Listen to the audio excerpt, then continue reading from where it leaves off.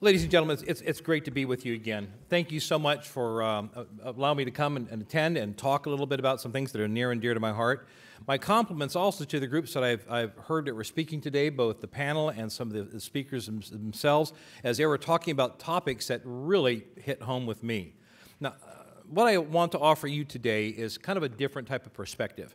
Many of you here are particular administrators or executives from both in the government environment or in commercial industry that they say, this is my vision, this is what we're doing, this is the problem, this is what we're trying to fix, and this is a great perspective of this. But I want to give you something probably you haven't had in a while, an honest-to-goodness authorizing official's perspective.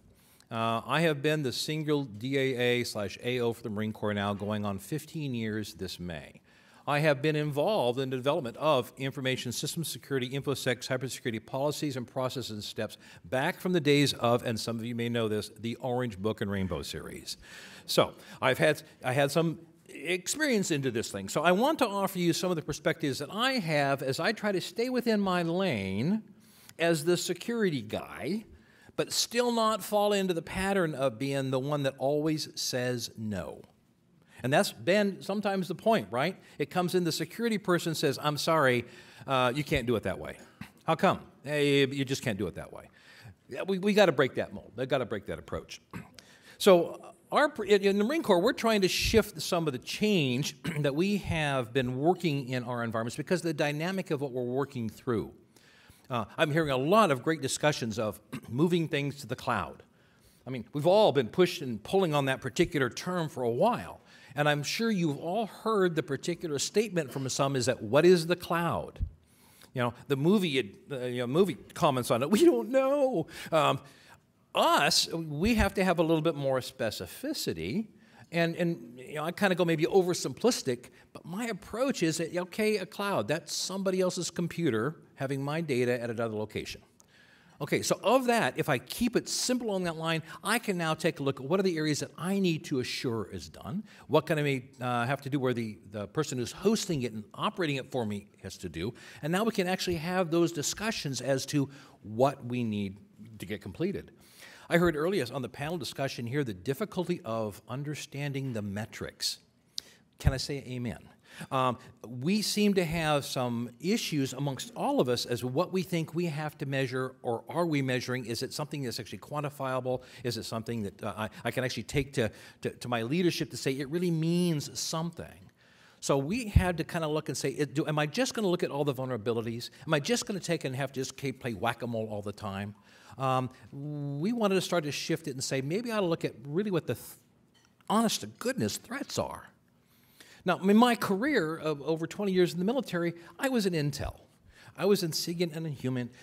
I know how Intel is collected and worked and processed, and I also know that sometimes those who are not familiar with it go into what I call the Chicken Little syndrome. Oh my gosh, I've seen this horrible thing, the sky is falling. Is that report real? Is that report fully vetted? Is there enough evidence to really support and sustain what you're saying? There's got to be a little bit of analysis behind it. So we're trying to shift, not just taking raw intel and saying, yes, that's it, that's absolutely it, this is the thing we got to do. No, we have to look at it now a little bit more with some analysis and fidelity to be able to say, is that a verifiable threat? Is it repeatable? Can we see where it is? Can we see the impacts? So then I can turn around and make sure whatever vulnerabilities I have are addressed and supported, mediated in some cases. We all know the old design of the threat vulnerability consequence model. I mean, we've been teaching this since the 80s. And it not only applies to us within the cybersecurity and the cyber areas, but of course in other areas as well with acquisition and such. What is the threat? What is the weakness or vulnerability? And what is the consequence that comes out of it? Sometimes I think we have fallen into the pattern, I'm just looking at fixing the vulnerability. Fix, fix, fix, patch, patch, patch.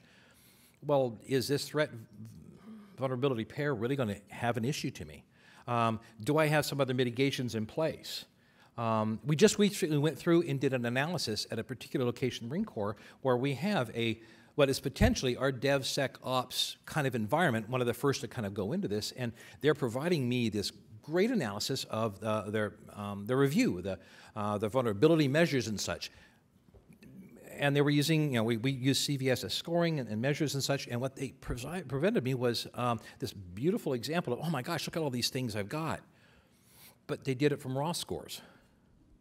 You're beating yourself up for raw scores. Where's the mitigation in there? Where have you shown where you have inherited controls? Where have you shown if you had patches and aspects already added on in the process flow?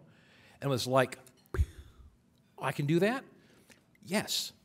So the education we're trying to shift into this is help the program managers, help the developers understand that, look, when you look at the security part, don't look at it as being an isolated snowflake where everything is real. Look at it within the environment that it's in. Where are the inherited controls and protections? That's going to apply to us if I go to cloud, because I need to be able to verify where are those inherited controls in that aspect too. If I'm going to put software in your environment, and you're going to run it for me, I need to have the ability to see, understand, and in some cases even control those protection mechanisms. We are paranoid people in the Department of Defense. I mean, it's our job. I want to make sure that what I can provide and present to my warfighters is a assured aspect of the quality and security of their information. Ultimately, my job is to enhance the lethality of my Marines. My job is to ensure that their mission to close in on the enemy and destroy them is done in such a way that most of those young men and women can come home. I mean, it may be raw, it may not be comfortable for some folks, but that's the reality of my job. That's my business. When we talked about stakeholders earlier on, you got to sit the people down and, yeah, you're getting the business people in, you're getting the security people in, who are the operations people. Part of my operations people includes battalion and regiment commanders, tankers, artillerymen. I've got to talk with them too to assure that whatever we're doing to push the information for them to be able to do their job is done in a manner that they can use. Mobility is becoming really big with us. How can I take and push mobility, not just in the environment we have that we're all kind of used to here, of, pull up our smartphone in this nice environment, this garrison environment, if you will, where I have all the bandwidth I need. How do I push that out to the very edge? How can I give that to Marines coming out of an Osprey as they're going out to take and do some type of recovery mission or a special purpose MAGTAV? How can I make sure they get that aspects and still keep it secure? That's my struggle. So I've been going through and looking at the aspects of, I've heard this wonderful thing about tools and processes here today. Great aspects of this. What is it? Is it the tool, the technology? Is it the process? Yeah, it's kind of both.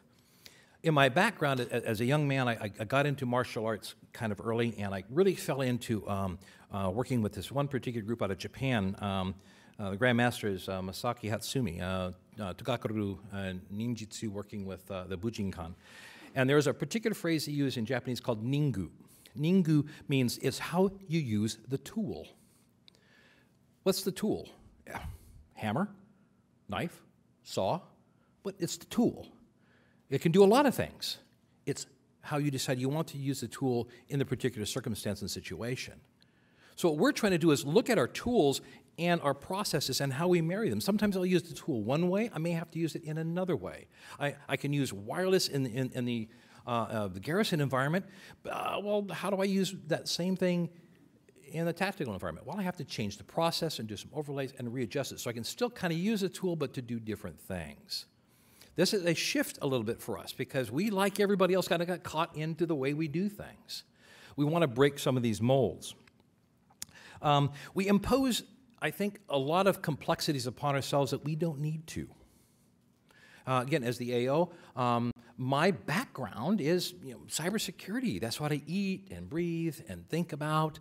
I have to keep myself in my lane. If someone comes up to me and says, we want to use fiber optic network in this particular environment, okay, not my call. But I should be able to say, but if you're going to use it, here's the ways to do it securely. Oh, I want to use wireless now. Okay, but here's how to do it securely. I'm not the one that tells you you can't use a capability. I'm the one that tells you how to use the capability securely. But we get caught up in lexicon, in our translations. What is cyber? I may have said this a couple occasions, a couple times, you may have heard me publicly, is that cyber tends to skew the view. Someone starts to say, I'm cyber. Well, okay, what does that mean? I've got my cyber water bottle. You know, and now because I have a cyber water bottle, I get more money from it because it's got a cyber label. You know, we talk about, well, I'm doing cyber, well, I'm doing IT. You're doing both. A great definition I heard that I have been pounding on is cyber is connections, communications, and cognizance. The thought process and how we use it. That's all it is. What my wires are, our communications medium, zeros and one, pulses of light, Ethernet, fiber optic, copper, that's it. So when we start going, let's kind of do different things as cyber, and I want to do special, I'm a cyber guy. Yeah. Okay, what are you doing specifically your mission? Are you defending? Are you operating? Are you attacking? You know, okay, now we start to kind of say where it is, but don't start getting caught up in the aspect of cyber, because then you start losing our stakeholders, the customers, the users that we're trying to support, my warfighters. We also fall back, I think, too much in the vocabulary that's really comfortable to us. I mean, I heard some great things on the aspect of how we're using cloud technologies and what particular control sets. I mean, you're right. When I heard that one about any, you might have seen me over here, you know, strangling the air, because seriously, Marine Corps policy is deny first. You know, I mean, that's been it forever. But you'll still find somebody that'll do these things. But tell that to a commander. Tell that to a regimental commander about this issue. I'm sorry, your firewalls, ACLs, weren't particularly right, and therefore the access to a particular database, so it has to be updated by, and they're going to go, what? Honestly, I think it's almost like the Charlie Brown discussion. Wah, wah, wah, wah, wah, wah, wah. It gets into them, right? They don't hear it because we go beeps and squeaks in technical language, and we don't take the time to say, what is your mission? What are you trying to do? What? You're a logistics organization. If this fails, you don't have the assurance that the actual database controlling what you have for logistics is accurate. You may not be able to deliver the right ammunition type or the right fuel type, or you may not be able to pay these people, pay the contractors, pay your own staff, right? So if we want to get into this together, collectively, and I had a great discussion on the table here with many vendors, there are just a couple of us from the government in here, but it was great insight because we were able to hear what your concerns were as vendors.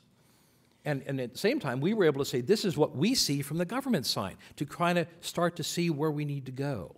So part of this is, again, it's that vocabulary, it's that lexicon.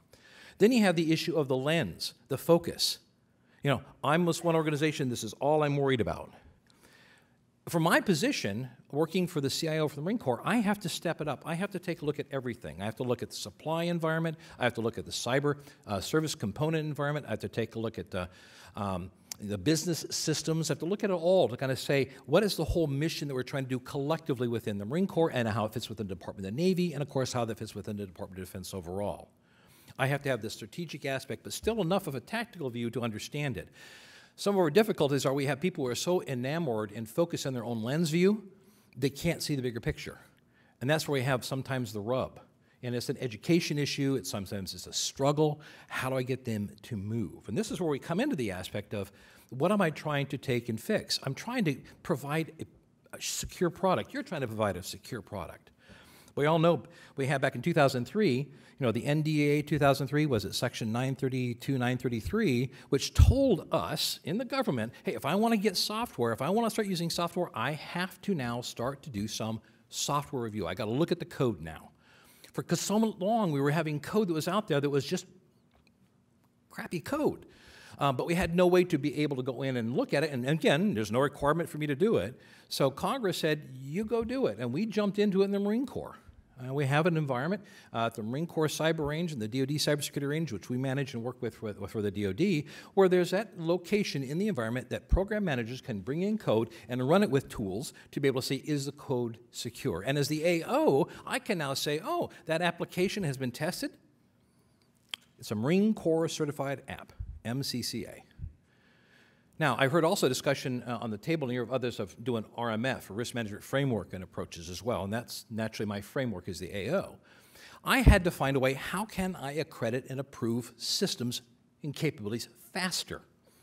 Because we always seem to fall into the pattern of, okay, I've got my system, I got to accredit it. Okay, here's another system, I got to accredit. Here's another one I got to look at, and I got to accredit. And then you start looking at them and going, they're the same. In fact, interestingly, when virtualization came in, I had one organization that created a server, built it up, and said, there's the package for it. Great, thank you very much. Okay, here's the other package for the other system. Okay, where's that one coming from? Oh, that's just a virtual image. I'm making a second one. Why are you giving me the same package over again? Well, I'm supposed to, aren't I? It's an independent system, isn't it? No. So there was an education process that we had to say, look, if you're creating virtual images, the same, why not just do it once? Oh my gosh, I pulled myself back to the old Rainbow series again, and I'm an advocate of, even the DitsCap times, of type, site, system. There's my boundary. And I am an adequate advocate for that, and I am almost aggressive in the approach. If I can find a way to do it as a type, which means you repeat it, but it's the same, right? I'll do that one. I'd rather do one package that covers 70 of the same than to have to do 70 packages, because that makes no sense. I'm looking for commonality to move it along, but how can I do this faster? Now that we start moving into the cloud, maybe that environment is not mine anymore. So now I have to set the standards of what is that production, what does that development environment have to be? Our requirement is it must be stigged, it must be locked, it must be current. Because if you're going to develop something new for me to use, it's got to be developed in the environment that is locked down. And no, I'm not going to give you the choice anymore. No, you don't get to pick which particular operating system. You don't even get to pick which particular software development kits you have to use. You're going to use ones we provide. And instead of waiting to the end, and you know what happens, so you build code, and someone looks at it and come back and says, you didn't do this code right. Oh, man, I got to go back and do it again. No, the process flow is this. As you're in the developmental aspect of it, and you're doing phases and stages of the codes, almost as an agile approach, you're doing an update and an output of what you've done when you've run it against the security code review tools. We have an EGRC, a particular one that we use. We're not on the EMAS, one of the EMAS parts within the DoD. We have our own, this EGRC, which does build API into EMAS, so I'm going to be compliant on that. But I want now that result every step of the way to go right into that EGRC so I can see where is it going along the particular spectrum. When you're done, I'm going to just say you have a fast development. You've done a code in a month, 2 months. Bang, it's done. It's ready to go. I don't want to have to do another security test on you. Why should I? If you've been doing it the same way all the way through the cycle, and then you're going to put it into the same environment, which is stigged and locked in the same way, and it's going to run the same way, my approach is this. You get done, automatic approval, put it in the production, because production is the same, and away you go. No waiting for, now I got to have another security review. That makes no sense. You have more important things to do, and quite frankly, so do I. That's where we're going. Now, does it mean I'm going to let it go without looking at it? No. Periodically, we're going to pull those applications out, put it in the Marine Corps Cyber Range, which replicates accurately our Marine Corps environment within the DoD environment, which is maintained actually with DISA. So it's a realistic replication of the DoDIN. And we're going to take tools and we're going to attack the blazes out of it. We're going to be as advanced, persistent, threat-like as we can to see, is that thing still maintained? Is there any 0 days? Is there any problems? And if we find one, I can go back to the developers and say, hey, we did this tool, we took a look at it, we have this problem here, you may want to fix this thing. Now what can the developer do? Go back in, update, push, done. Now I'm inside that OODA loop of the vulnerability of my software, and I don't have to do any extraneous security tests. And now I get away from the administrative aspect and the burden of security and getting into the actual resilience that I need to have for security. Eventually what's going to happen is that we're not going to have to worry about the hardware.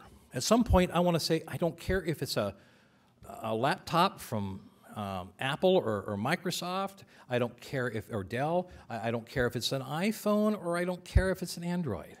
At some point, I've got to get to the part where I make my software truly hardware independent.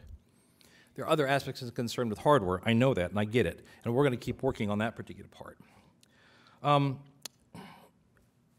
We're working with this software approach collectively with a joint Federated Assurance Center, JFAC, so our process and code review is right along line with what they say we're supposed to do.